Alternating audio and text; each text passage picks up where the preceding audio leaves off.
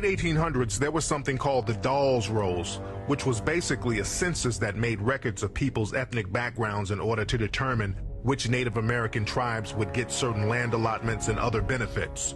After slavery, many black people were associated with some of these tribes by bloodline, through marriage, through adoption, and even servitude.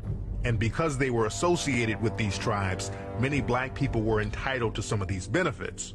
The government did not want blacks to get these benefits, so they created a separate freedmen's list specifically for black people.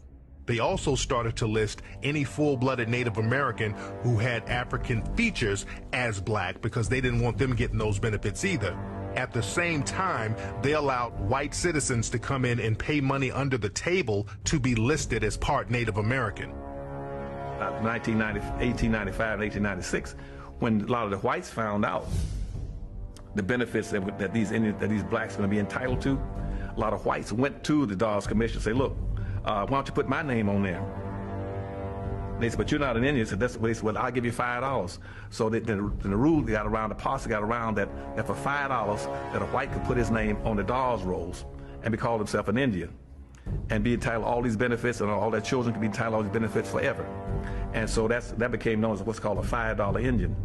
And so if you go around now and check most of the Indians, the so-called Indians in America, about 90% of them are not even Indians. Those are just whites now who are passing as Indians. But they're getting all the benefits. And they're not paying any taxes, getting free college education. They put up a little reservation on the land that they don't live on. They have another home off and get all kind of benefits.